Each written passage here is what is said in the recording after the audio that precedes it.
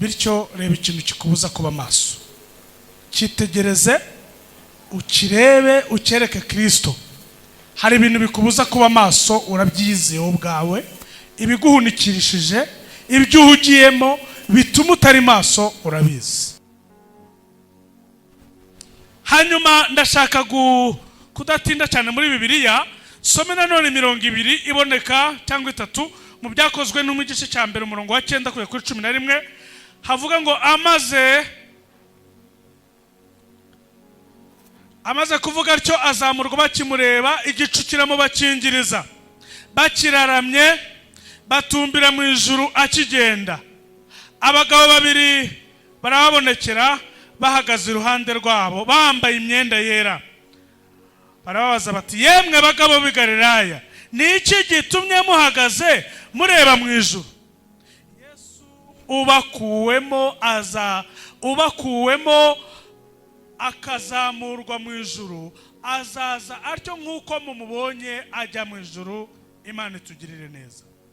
Ayo aba ariyo magambo tuganira ku ntego yo kuba maso. Kuba ngo iki?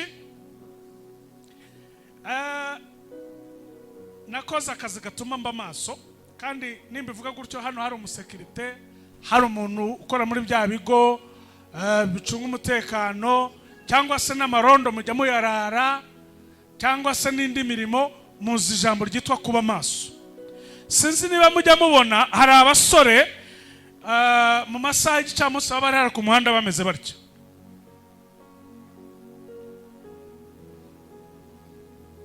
Murabazi? Baba barumuna bacu baba bameze batyo gutya, baba bari maso. Nukuvuga ngo baba bari maso, akazi kabo ko kuba maso, bari tayari kabisa, bari tayari. Nta n'umuntu babwiriza ngo babe maso. Biriya ni ibintu biba mu maraso, bagira ukuntu bahagarara. Burya iyo uri maso hari ukuntu uhagarara. Buriya iyo uhagaze wegeranyije amaguru gutya, ugeze aho ukananuka gutya. Na korali buriya ihagaze cyane, buriya ngewe mbaye dirije, ikintu nakora ngewe iyo departement sinzi nibibamo, nabigisha ukuntu bahagarara ku buryo batananirwa, kuko iyo uhagaze nawe urananirwa. Buriya kuba maso rero ntabwo bireba amaso yonyine, bireba umubiri wose kugira ngo ubashe kuba maso. Kuba maso ni ikintu gikomeye cyane, ni ikintu kinini. Reka babwire, ingabo zose zo ku isi ziga kuba maso, ariko badakoresheje amaso gusa, bakoresha amatwi. Burya n'amatwi atuma uba. Hari ukuntu banavugana bakoresheje umunwa mu rurimi rw'amarenga, nabyo biba mu buryo bwo kuba maso, kugira ngo bamenyane, nuko bagira ururimi rwabo rwihariye. Kuba maso. Noneho nakurikiye amateka y'Abafaransa. France igira abasirikare nabo bakora uburinzi. Burya ku isi yose abasirikare bakora uburinzi, ariko bo kubera guha agaciro kuba maso, umurinzi arinda iminota 15 bakamusimbura. Arengeje akarinda 16 bavuga ko yananiwe, ubwo agiye kutaba maso. Rero bamurindisha iminota 15 akava akaza undi kugira ngo bizere ko bari maso.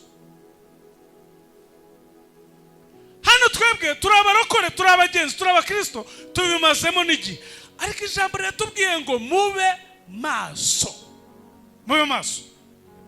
Kubera ko ari rinini sinabasha kurisobanura mu iteraniro rimwe ngo bikunde, ariko hari amagambo abiri nshaka kubereka ko kuba maso ari icyitonderwa, nk'uko tubisomye mu magambo Yesu yibwiriye abigishwa. Hano yari amaze gutwama, yari amaze gushwaza abafarisayo n'abanditsi n'abasadukayo. Avuga ati, mwe muri ndyarya muhagarara mu miryango mukabuza abinjira kwinjira. Ababwira amagambo abashwaza, arangije ngo abwira abigishwa bati, rero mwebwe mube maso, kuko mutazi umunsi. Mube maso. Hari utuntu tubiri nshaka kuvuga muri aya magambo maze gusoma yavuze. Yababwiye igihe umwana w'umuntu azagarukira, ariko ariko ababyumvise ni bake. Mfite n'impungenge ko muri iri teraniro dusomye aya magambo Yesu akatubwira igihe azagarukira, ababimenya ni bake. Ariko wumve ukuntu yababwiye. Aravuga ngo azakenyera abaherezi, ngo naza mu gicuku, ngo cyangwa mu nkoko. Nutwo tuntu tubiri shaka. Naza mu gicuku cyangwa mu nkoko. Urumva atababwiye? Ababwije ukuri, ariko arababwiye ngo amazi abashaka kuyanywa ava kure. Nabaye mu butayu kugira ngo ubone amazi ucukura metero 38. Ugiye ujya kuzimu niko bavoma. Bo nagara yanga yaca atemba. Amazi bayabona bagize gutya. Hano rero Yesu arabwiye ngo kuba maso mwebwe namwe bimeze nko gushaka amazi mu butayu. Ni mu masaha y'igicuku no mu nkoko. Kubera ko abantu batazi amasaha cyane cyane aba bana. Iyo bavuze mu nkoko, reka mubwire amasaha ya kera. Uko twabaraga amasaha izi zitaraza. Ndavuga abanyarwanda bake bamenyaga kubara amasaha rwose. Noneho hari amasaha y'ikinyarwanda. Iyo bavuze mu nkoko, ubundi inkoko zigira ubwoko butatu. Hari inkoko za mbere, inkoko za kabiri, n'inkoko zinaga. Inkoko za mbere, inkoko za kabiri, inkoko zinaga. Noneho inkoko za mbere ni sangahe? Ni 8:30. Zo mu z'ijoro 8:30. Muri kubyumva? Agira umuntu ubwira ko yarakanuye muri mwe. Warukanuye? Keretse umuntu wari uri maso, wari uri gutya. Abantu babakanuye 8:00. Tusomye ko ari mu gihe ko ari hano batubwiye ngo umva ukuntu havuze. Naza mu gicuku cyangwa mu nkoko. Naza mu gicuku cyangwa mu nkoko. Mbanje mu nkoko. Mu nkoko ni 8:30. Abantu bamwe bari bagonye, abandi ntibari bazi iyo bari, abandi bari baraye badasenze, ariko ngo nazi icyo gihe. Namwe nimureba aramutse aje icyo gihe. Uretse abantu bari kuri stance bameze bari, nibo yasanga bakanu bari maso. Ngo naza mu nkoko, nuvuga ngo mu nkoko, inkoko za mbere, inkoko za kabiri, inkoko za gatatu. Ubundi inkoko za mbere cyangwa za gatatu ni inkoko zinaga. Inkoko za mbere ni 8:30. Inkoko za kabiri ni 9:00. Inkoko za gatatu ari nazo bita ngo ni inkoko zinaga ni 10:00 zuzuye. Ngiye kubabwira amajoro narayarangiwe cyane. Reka mabwire mu nkoko uko bimeze rero muri aya masamba bwiye. 8:30 kugeza 10:00. Muzi ukuntu bimeze? Ikirere kiba gisukundi. Muzi impamvu abantu bize geography, izuba riba ryamaze kugera ahandi hantu dusa nk'abacuramye twebwe. Nuko uvuga ngo fast buriya nta oxygen nziza tuba dufite. Tuba turi mu gihe abantu bahumeka nabi. Ugiye ugasuzuma umuntu uryamye 8:30 kugeza 10:00 abahumeka nabi. Iyo ari no mu nzida afite utukostara twatundi twinjiza umwuka, usanga abantu none niyo mpamvu uzasanga abantu bagonnye hano huzuye urufuzi. Ukibaza kubera iki? Ni amasaha mabi atagira umwuka, atagira oxygen, isi bayicuritse gutya izuba ryageze ahantu kure. Noneho Yesu arababwiye ngo mwitegure kuko ashobora kuza mu nkoko. Abantu barimo bafurura. Kandi iyo witegereje ni ukuri turi mu gihe cyo gufurura. Abantu barafurura we. Urufuzi rukaza guhera mu gitondo kandi nimugoroba. Mbese amatorero y'iki gihe ni urufuzi. Urareba ukavuga uti abantu ubu bari maso, bari tayari. Wapi? Noneho rero kababwira, iyo umuntu burya ari tayari, icyo nkundira babahungu b'abarumuna bacu, iyo bari tayari bameze ko we abazi kukureba mu maso gutya kakure, ukabona arakuvujije orete bamaze kumenya uyu ni haduyi cyangwa se haduyi, uyu ni umwanzi cyangwa se umwanzi. mu maso gusa kuka buriya ni ibintu biba muri bo nuko bateye. Hano mwarabikoze, bamwe mwakoze ku kazi murabizi, abandi muragakora wenda, ariko burya bariya bafite ubuhanga bwo kukureba agahita amenya uyu afite ibibazo, agahita avuga ati tuganira mu gikari tube tuvugana, kubera ko ari maso. Noneho murebe itorero, Kristo ari kuribwa ngo mube maso kuko yaza mu nkoko. Noneho turebe mu gicuku rero. Noneho mu gicuku ho, mu gicuku ni amasaha mabi arenza ayandi kuko yari hasi yayo. Ni uguhera saa 6 kugeza saa 8. Ni ukuvuga ngo igicuku cya mbere, igicuku cya kabiri ni igicuku gishira inkoko. Igicuku cya mbere ni saa 6, igicuku cya kabiri ni saa 7, igicuku cya gatatu cyangwa igicuku gishira inkoko ni saa 8 zuzuye. Namwe muze kumbwira ayo masaha uko mwari mumeze. Abajura benshi bakora ayo masaha, amabandi yiba akora muri ayo masaha mbabwiye, kuko barabizi neza yuko abantu baba bakigera mu buriri imiruho n'imihati uko mbese yagahirimye. Hari abaryamana inkweto, abaryamana amasogisi n'ibikweto aho babitaye, ubwo nuko nyine akaza kwicura byibuze nka saa 10 avuga ati ariko ubu naryamine. Hano Yesu aravuga ngo naza mu nkoko cyangwa mu gicuku.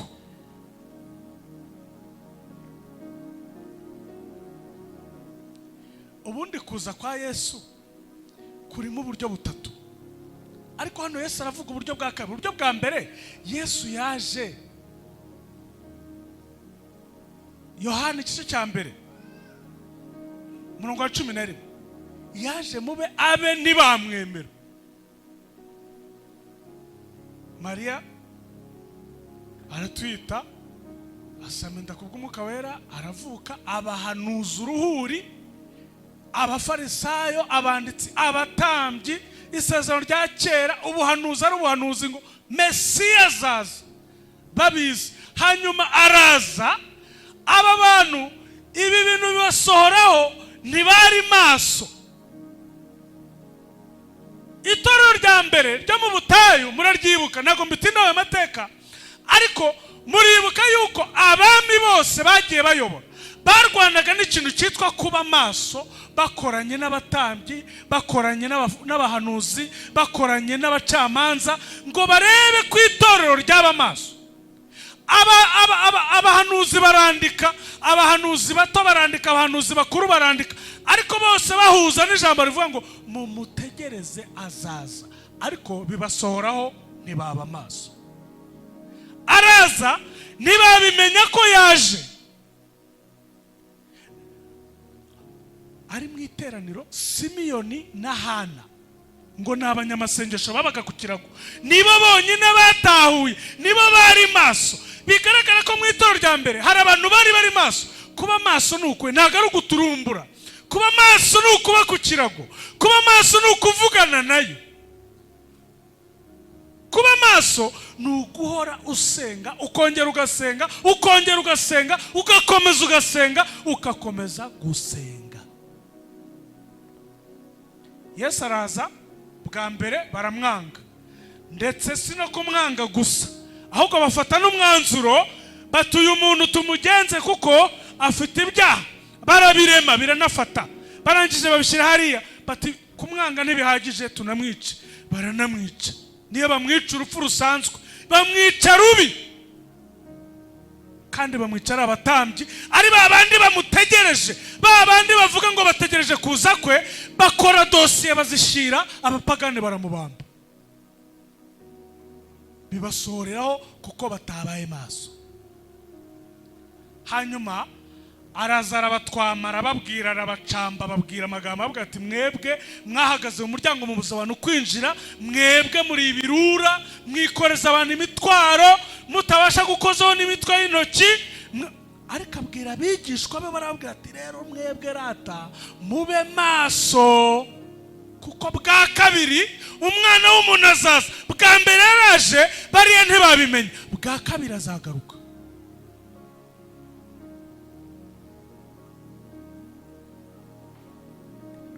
yaraje akora ibimenyetso n'ibitangaza ngo yaje mube abe ntibamwemera, ngo icyo akora bamwemeye bakizera izina rye, yabahaye ubushobozi bwo kuba abana b'Imana. Abo ntibabyarwa n'umubiri, ntibabyarwa n'ubushake bw'umugabo cyangwa umugore, ahubwo babyarwa n'Imana.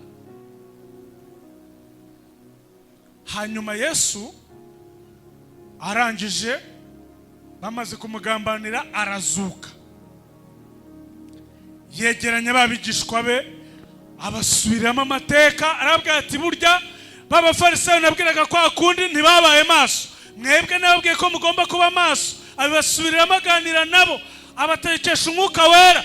Nuko ngo bakimwumva, bakimuteza amatwi mu iteraniro, bari aho ngaho, bagiye kubona babona arazamutse, barararama, arazamuka, bafatwa n'ibinya, arazamuka, igicu kiramubakingiriza, nk'uko tumaze kubisoma byakozwe n'ubu. Baguma gutyo yagiye, kuko nawe ntiwagenda. Umubonye azamuka ukabona ko ari we wa wundi wabambwe, ukamwibona mukaganira, akazamuka wavuga uti ndategereje kuko yatubwiye ko azagaruka, paka azagaruka, ndava hari uko agarutse. Yesu yarabibonaga yuko abantu baza kuguma bamutegereje kugeza igihe azagarukira, kandi yarabizi ko bashobora kuzarinda basaza ataranagaruka. Yohereza abamarayika, baramanuka, baraza ngo baritegereza bati yemwe bagabo, bakayakomanga ngo bararamye barejo, barababwira ngo Yesu mubonye azamuka kuriya, mumubonye kuriya. Uko mwarimo muganira mukabona biratunguranye, mukabona azamutse metero 10, 20 aragiye, bibatunguye mukabona aragiye kuriya, batunguye ni nako azagaruka. Abamarayika basa nkaho nabo bavuze ngo namwe mugende mube maso.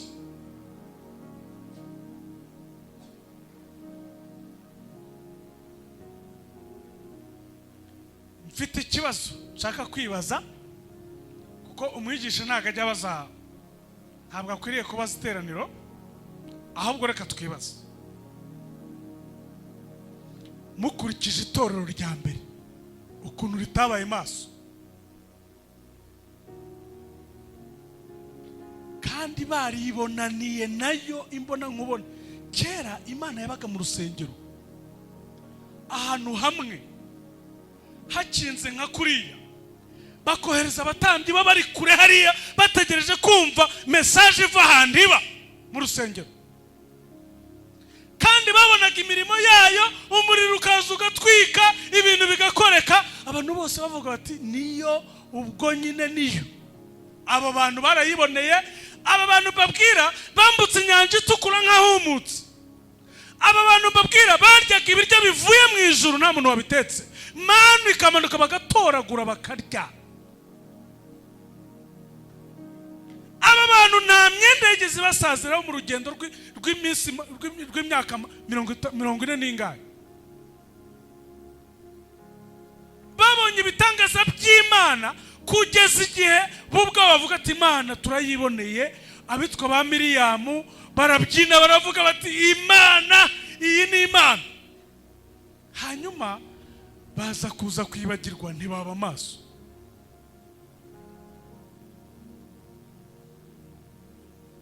Barabihererekanya ibyo kugeza igihe, kuko ubundi iteraniro ry'Abisirayeli cyari kubwiraga, bagendaga bavuga ibigwi by'ababanjirije, bavuga ati basogokuruza babaga muri Egiputa, Imana ibakuzayo amaboko akomeye nk'ay'imbogo, bakabivuga nk'ababirebaga. Ibyo bikabakomeza uruhererekane kugeza mu gutegeka kwa kabiri. Iyo tuvuze gutegeka kwa kabiri tuba tuvuze urubyiruko, ni generation nshyashya, niyo y'iki gihe ubu ngubu. Ubu urebye iki gihe, urebye dusa nk'abari mu gutegeka kwa kabiri. Abantu babakwiye kwibuka Imana y'abasekuruza babo, Imana ya Dawidi, kwibuka kera, kugira ngo twitwe gutya, kugira ngo tungane gutya, kugira ngo twubake insengero, kugira ngo tuvuge Kristo. Ibi bintu bifite fondation n'imizi, bifite ahantu bituruka. kandi se nihe? Ni ukuba maso dupfukamye, ni ukuba maso tuvugana nayo. Hanyuma aba bantu byaranze, birananirana, ntibaba maso. Nyamara abahanuzi, njya ntangara cyane, hari igihe kimwe buriya Abisirayeli bayobowe n'abami bane mu bwami bwunze ubumwe. Ayo mateka mujye muyamenya. Ubwami bwunze ubumwe bwa Isirayeli, donc bakiri hamwe, bakiri kumwe n'Imana yabo, Imana igikorana nabo, bari bafite abami bane. Ku mwami wa kane niho habaye guhora kw'Imana, niko Imana yavuye muri bo, iva muri bo. Umwami wa mbere yitwaga Sawuli. Sawuli yagiyeho ku burakari bw'Uwiteka igihe Samweli Abisirayeli bamubwiraga ngo ntabwo dushaka kuyoborwa muri ubwo buryo bwo kuyoborwa n'umwuka, kuyoborwa n'Imana. Ibyo bintu byangwa Imana iravuze, ibyo bintu byo kuvuga ngo Imana iravuze ntabwo twayorwa n'ibyo, barivumbagatanya. Imana yababwiye iti okay, genda kwa Kishi, urahasanga umubenjamini witwa Sawuli, umwimikisha, umwimike, ubundi azababera beza, bazabimenya ibyo bihitiyemo. Burya Imana ikunda amahitamo yanyu, ibyo muzahitamo izabibarekera.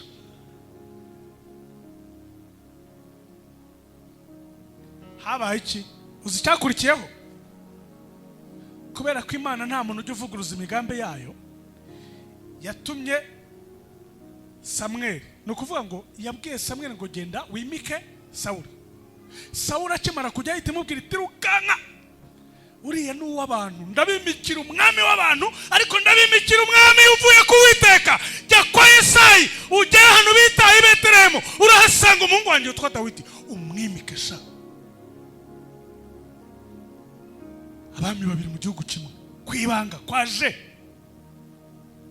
Imana ibika ubwami bwayo muri Dawidi, kwa Sawuli nta kintu bafite. Yayoboye imyaka 40, ariko bavuga ko yayoboye 38 yaraciwe. Imana yimika Dawidi. Dawidi mu bami bose birivuga niwe wakoze iby'Imana ishaka, kuko Imana niyo yamwishiriyeho. Dawidi yasoje isezerano tubona mu Itangiriro cya 12:2. Imana yabwiye Aburahamu ngo nzakugira ishanga rikomeye kandi nzaguha igihugu. Siga, va mu gihugu cyawe ujye mu gihugu nzakwereka, kuko nzakiguha wowe n'urubyaro rwawe. Ibwira Dawidi ngo narabivuze no kubikora nzabikora. Haguruka, fata umuheto, wirukana ari amoko 7, biriya bihugu 7 bivemo, kuko ntabwo byubaha Uwiteka, ntuze mu bwoko bwanjye. Dawidi afata umuheto, yirukana Abafilisti, yirukana Abafilisite, yirukana Abayebusi, arakubita yigizayo, ubundi ubwoko bwa Isirayeli buturamo. N'amagingo aya nicyo gihugu kiri kubamo intambara hari. Bagihawe n'Uwiteka, binanditse muri Loni ko bagihawe. Basomye umurongo muri Yosuwa, n'abamusirikare wa Loni. Twabajije abantu bo muri Loni, twavuga ati Isirayeli yavuze tuvuga ati twasomye amategeko, dusoma mu gitabo cya Yosuwa ko Uwiteka Imana yabwiye Aburahamu ko izamuha igihugu ikakimuhesha Dawidi. Nibyo twagendeyeho kugira ngo ubwigenge bwa Isirayeli bubone. Nuko byanditse, nta kintu wabihinduraho, nuko bimeze. Muri Loni bandikaho ko igihugu cya Isirayeli bagihawe n'Uwiteka Imana mu gihe cya Yosuwa. Nuko bimeze. Ariko umuntu wirukanye amahanga yose ni Dawidi. Hanyuma umwami wa gatatu ni Salomo. Salomo yaraje agera ikirenge mu cya se Dawidi. Muri buke gihe bambwira ngo Dawidi yamubwira ngo urajye umenya Imana ya so. Kandi icyo gihe Imana yari yakunze Salomo, iravuga iti Salomo uri umwami mwiza, umuntu wasabye ubwenge bwo kuyobora aba bana. Imana iramukunda, iravuga iti shandirahiriye uzabuyobora neza, kandi pe ko bwa so Dawidi nzakora akantu keza. Asoza neza. Hajyaho umuhungu wa gatatu wa kane witwa Rehobowamu. Rehobowamu aho kugira ngo agendere ku nama, aho kugira ngo agendere ku bitekerezo, kuri ideoloji y'abamubanjirije, aradeviye we ahubwo atangira kuzana ibintu bye. nibwo ubwisirayeli bwigabanyijemo kabiri. Haboneka igihugu cy'Ubuyuda, haboneka n'ubwisirayeli. Ubwisirayeli bwasigaye imiryango 10, Abayuda basigaye imiryango 2. Ayo mateka mujye muyamenya. Kuva icyo gihe kuba maso birarangiye burundu. Hasigara uduhungu duke barimo Sadraka, Meshaki na Abedenego, bajyanywe mu bunyage, bagenda bahanura bati nyamara Mesiya azaza, nyamara Mesiya azaza, nyamara Mesiya azaza. Benshi basigara piriri batemera ko azaza. Mesiya araza. Ariko se abamwemeye bangana iki? Ni bake. N'ubu hariya muri kiriya gihugu 4.9% nibo bakirisitu, 96% ni Abasilamu, ni Abayahudi, ni abantu bari aho ngo bategereje ko Mesiya azagera gute. Ntabwo bari maso, barasinziriye, bageze mu gicuku. Yesu arabwira abigishwa, arabwira ku nshuro ya kabiri ati umwana w'umuntu azaza. Azaza. Nahoze rero mbabaza, kandi nanjye nibaza, mukurikije abambere babanye nayo muri ubwo buryo, n'ukuntu barangaye, n'ukuntu basinziriye bakagona. Mwebwe iyo mubona itorero ry'iki gihe riri maso, mubona riri maso? Reka twumvikane, wenda kugira ngo twemere ko itorero riri maso, kereka turizanye tukarishyira mu mitima yacu. Ariko niturizana muri korali tukarizana mu y'urubyiruko, tukazana no mu biryogo, hangaha tukavuga ngo mu biryogo, cyangwa tukavuga ngo itorero rya hano mu Rwanda, ngo itorero ngo ry'u Rwanda, ngo ADP, ngo Zion Restoration n'ibindi, turi maso. Mubona turi maso? Noneho iyo evaluation, niba ubwacu tubasha kwireba tukabona ko tutari maso kandi turi abantu, niyo mpamvu y'iri jambo ry'Imana ry'uyu munsi. Niyo mpamvu reka mabwire, dore ibintu byadukanguye, ngiye kuvuga nka 5 byadukanguye twanga gukanguka. Twajyaga tubwira abantu tukavuga ngo umuntu wisinzirije nubwo wazana amazi ukayimumenaho aragona. Noneho umuntu we yatubwira ati buri umuntu usinziriye kugira ngo umukangure tujye guciye ikiboko, kukire guciye inkoni. Ariko ibyo ngibyo byigeze kubaho kuri aba bantu. Reka ntabwo ari byo nje kuvuga hano, ariko aba bantu Yesu yabwiye ngo mube maso.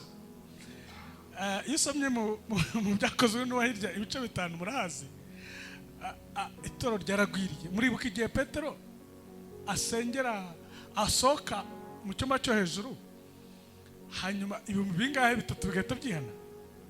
Hirya hari n'ibindi 5 byahise byo, ubwo si 8,000. Murumva ukuntu ringana? Noneho ubwo abyo ni ibyanditswe, hari bitavugwa rero buriya muri Bibiliya. Urumva ko itoro ryese rigwira, noneho bose buzura Yerusalemu. Noneho hari igitangaza cyabayeho ngo bose bagurishaga ibyabo, imirima, amasambu, amatungo, bakazana bagashyira ku birenge by'intumwa. Ubundi ubutunzi buragenda mu butunzi i Yerusalemu, banga gusohokayo, baguma Yerusalemu. Noneho kandi ubwo yari yabwiye ngo muzabwiriza hano Yerusalemu, mujyi Samariya, mujyi Yudaya no ku mpera y'isi. Banga gusohoka, bigumira Yerusalemu, batangira kubara amaturo. Muzabibona mu byakozwe n'Umwana igice cya 4 uko byabagendekeye. Ngo bahitamo, ngo Petero nano bavuga ngo si byiza yuko tuguma kuri iri gaburo, dukomeza dusangira, tugabura, dutanga, ngo ahubwo ibyiza nuko twasoma ibyanditswe, kuko ibi bintu barabimenya ko bayobye. Ariko n'ubundi banga kuva Yerusalemu, barahaguma. Uzi byakurikiyeho 67 akuzira General Titus, abahingamo ubudehe, bari bamaze kuzuza umwuka wera. Bamwe babakubita bakajya babashishura, abandi bakabaca amajosi, abandi ucitse ku icumu akavuga ati ntago nagoma Yerusalemu. Umwe muri Afurika, inkone yitwa hari uwitwa Filipo niwe wamanutse muri Ethiopia. Hari banuze bazamutse barakomeza bagenda bajya mu Burayi. Ubwo niko ubutumwa buri kuza. Basotse Yerusalemu habonetse ikiboko, inkoni, ariko bari banze gusoka Yerusalemu. ubutumwa twari kubona gute ko abantu bari bamaze kudamarira i Yerusalemu? Imana ishaka ko abantu baba maso kuko yabateguriye igihugu. Igihugu cy'Imana kirahari, abantu nibabe maso kugira ngo bakijyemo. Nibitabaye ibyo ngibyo, Imana yegeze ikore ku maso yacu. Reka mabwire ibintu byatumye ejo bundi ubwo navuganaga na mwarimu negure inyigisho. Nari maze iminsi nkurikirana ibintu biri kubera hano ku isi. Ndi kureba hari ibintu twirebera bwacu, ntati umuntu mu biganira. Nta mushumba mwabiganira, nta muntu mu cyuma cy'amasengesho mwabiganira, aho ukabireba gutyo gusa. Noneho kubera n'ubumenyi wenda ufite kwitangazamakuru, ntekereza intambara iri mu Bushinwa n'ikirwa cya Taiwan. Ibyo ntago mamubiza, bifite imbaraga kandi bose bafite ibintu biturika ibintu bijegeza umugabane bikawurangiza. Ntekereza Ukraine n'Uburusiya bimeze gutya, birarekereje. Buri gihugu gifite ibihugu nk'ijana bigishyigikiye, bose barashaka guturitsanya. Inganda zikora ibintu biturika barazifite, buri munsi zihora zikora. Ntekereza ibintu biri muri isi byose ndabireba, njya ku ikarita y'isi ndareba, ndavuga ni mbega itorero ngo turashize we, kuki tutari maso? Kuki tutarimo no mitanya gusoma byanditswe bivuga ngo icyo gihe hazaba intambara nyinshi nimuhaza intambara n'ibirungo, ariko icyo gihe muzararame, nimubibona muzararame. Kurarama ni nko kuvuga ngo mube maso mumutegereje kugira ngo ahinguka muhite mumubona. Ariko twebwe duhagaze hano n'aka kawo kazuyo tubonye ko guhagarara hano ntabwo ari byo tuvuga. Oya, tugira ikintu bita liturujia. Mu biganiro nigeze gukora nigeze kuvuga ngo liturujia wayishyira hari tukayishakira abasirikare bazi kurasa bakayirasa, kuko liturujia ibirimo ibintu bitondetse bitazana ubugingo bitakiza abantu, bitondetse urumva biri ku murongo neza ngo binyororotse. Ngo aba bantu baza hano rimwe mu cyumweru, bakaza amasaha abiri, bakaganira n'Imana amasaha ngahe ntago biragera, kuko hari n'ibindi baganira nabo bageze hano. None aba bantu baba maso bate muri iyi minsi 7 babasha kuba imbere y'Imana utunota duceye mu cyumweru? Kubera liturujia n'iminota yanjye irarangiye. Ariko ya Kristo mu mitima nikomeze ikore, kuko tugomba kuba maso, kuko tutazi umunsi n'igihe.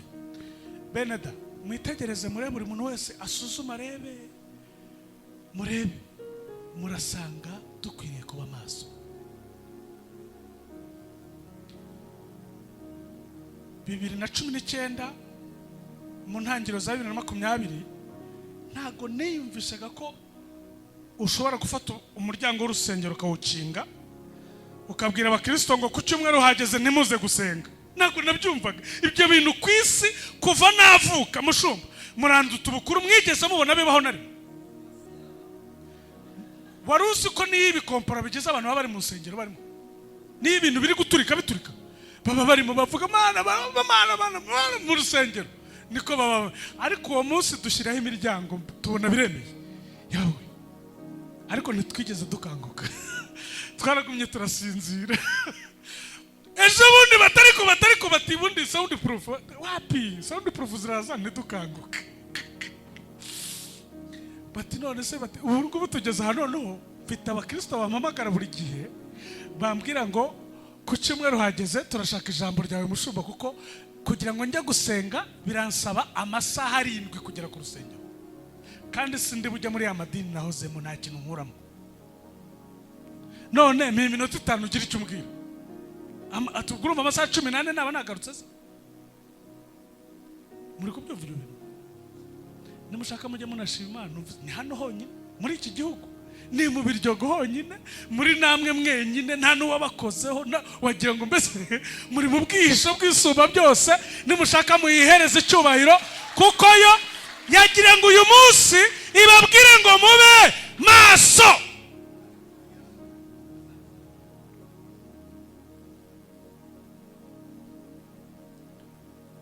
tugiye gusenga. Ubu iyo mwitegereje murebye, mujya murenganya aba bayobozi bara. Nintunga akaboko hano mujye mumenya ko mvuze hano abagabahagarariye abandi bantu bakomeye. Aba mwabarenganya. None sugira ngo babasha kuba maso mutabaye maso mwebwe. Nibibaho. Aba nibo babera maso bano. Abiyo baruhije bano babaruhije. Ya papa kandi tumaze imyaka myinshi turusha aba bantu. Aba bantu ba hano tubarusha. Noneho tukabatunga intoki ngo byarabananiye ngo ni abantu badashoboye ngo kwanza ngo bari noneho tukibaza none se aba bantu wibaza ko bakoze muri moteri bakoresha sansese n'abantu nabo reka nabo ni intama z'Imana bakeneye abababera amaso bakabakunda bakabasengera kugira ngo Imana ibakirishe akanwa kabo. Imana ntabwo igihaba ngaba ku bwabo ibaha ku bwanyu. Murasaba Imana ikazi ikanyohereza nkavuga aya magambo nkagenda. Murasaba Imana igakoresha korari yabaye maso ikaririmba mukumva ibyivu nimwe. Muhaguruke dusenge Imana. Twisuzume mushyiremo ryaho twisuzume buri muntu ku ruhande rwe. Ese koko turi maso?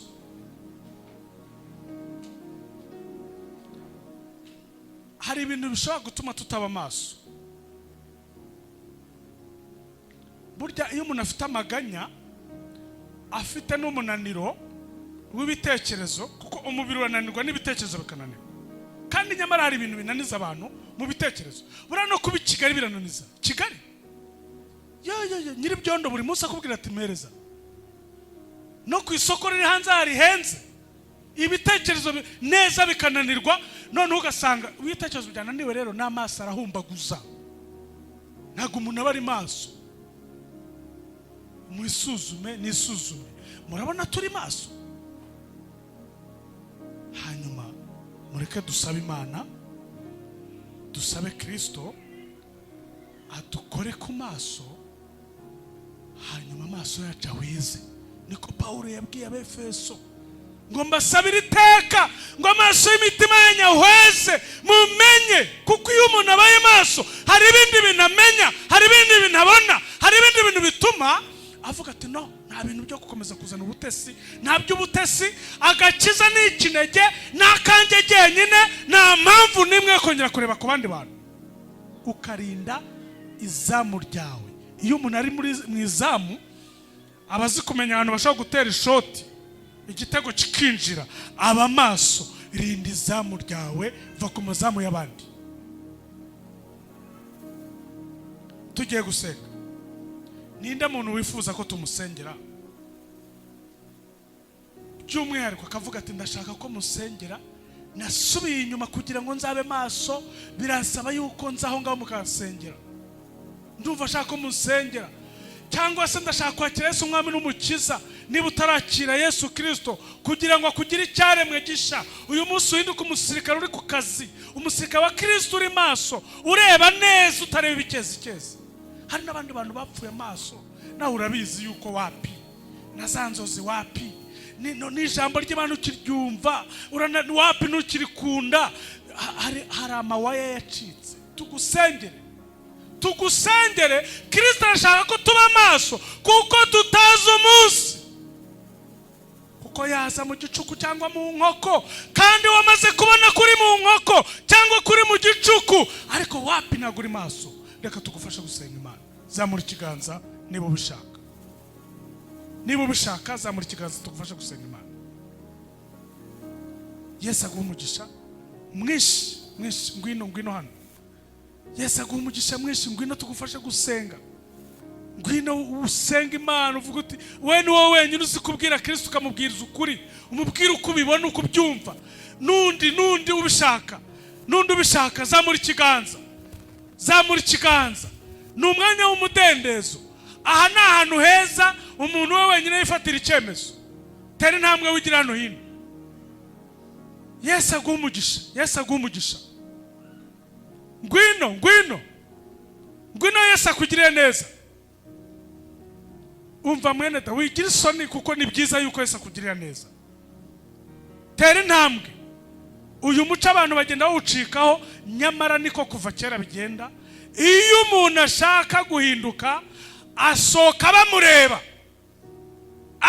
bamureba akabwira ati ndabivuyemo, jewe birahindutse ntabwo ari ibanga.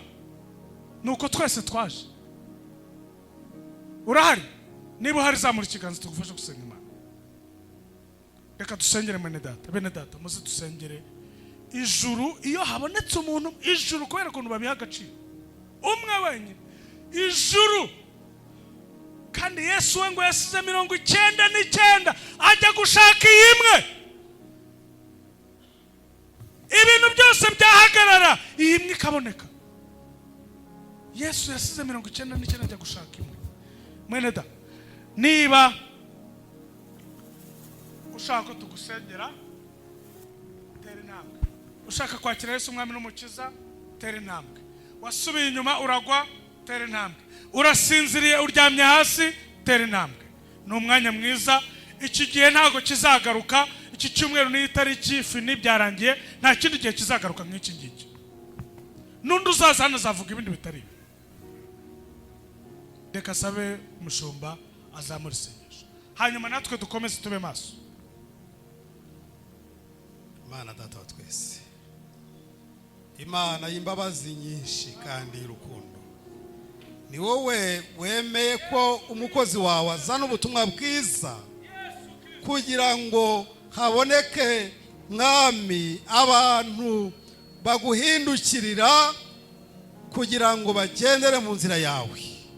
Aba bombi turabasengeye mu izina ryawe, kuko baje bumvise ubutumwa bwiza bakemera guhindukira kugira ngo bagendere mu nzira yawe. Mana, turabasengeye mu izina rya Yesu Kristo kugira ngo ubane nabo, kandi banzu wabarire, banzu bejesha amaraso yawe, banzu batunganye Mana, banzu bakureho umwijima w'icuraburindi mu izina rya Yesu Kristo, kugira ngo bagendere mu nzira zawe, kuko umunsi umwe uzaza uje kujyana itorero, aba nabo binjize mu itorero ryawe Mwami Yesu, iryo waguze amaraso y'igiciro cyinshi cyane, kugira ngo Mwami Imana nabo uzasange bari maso. Ni ijambo ryo kuba maso twaryumvise, babe maso nabo Mwami. Kandi wewe ngubu Mwami Yesu, ntuzongere kubaraho gukiranirwa, barihanye kandi bazongera gusubira mu nzira zo gukiranirwa. Nimuzongere gusubira mu nzira zo gukiranirwa, ni ugusubira mu byaha, ntimuzabisubire. Imana ibafashe, Imana ibagire neza, kandi irababariye rwose. Tubisabye twizeye mu izina rya Data wa twese, n'iry'Umwana n'iry'Umwuka wera. Amen. Yesu abaho umugisha. Tugihagaze, reka dusenge. Iri jambo rirakomeye, no muri bihe turimo bikomeye. Itorero rikwiriye kuba maso, kandi buri munsi. Kuba maso ni umurimo uhoraho, ntabwo ari byo kuba maso ku cyumweru gusa cyangwa ku munsi w'amasengesho. Bityo reba ikintu kikubuza kuba maso, cyitegereze, ukirebe, ukereke Kristo. Hari ibintu bikubuza kuba maso, urabyizeye ubwawe, ibiguhunikirishije, ibyo uhugiyemo bituma utari maso, urabizi. Mwami Yesu, turagushimye cyane kuko utwibukije kuba maso, kandi twumvise ijwi ryawe rwose ritubwira kuba maso muri ibi bihe bikomeye. Ni ibihe bikomeye cyane, ni ibihe wavuze ubwawe ko ari ibihe biruhije kandi byadusohoyeho rwose, biraruhije kuba maso. Rero ambika imbaraga buri muntu wese kugira ngo abashe kuba maso, kuko ni ibihe biruhije, ni ibihe biruhije abagenzi, ni ibihe birangaje, ni ibihe tutari twiteze, ni ibihe twisanzemo, ni ibihe bimeze gutya. Mana Data wera wo mu ijuru, iri torero rya Bigogwe, Mwami mwiza, iri torero turarisengeye kugira kuba maso, rihe kuba maso mu biryogo, nibabe maso, nibabe maso, nibabe maso muri uyu mujyi, nibabe maso muri iki gihugu. Itorero ryawe ryera niribe maso, niribe maso. Kandi ibi byose biruhisha abantu mu kuba maso. Ubikurisha imbaraga zawe, ubikurisha urukundo rwawe, ubikurisha ineza yawe, kugira ngo abana bawe babe maso, kugira ngo nuza tuzakumve. Urakoze Mwami mwiza, turagushimye yuko udukanguye, turagushimye ko ugiye kuduha ububyutse. Byose tubisabye twizeye mu izina rya Yesu Kristo.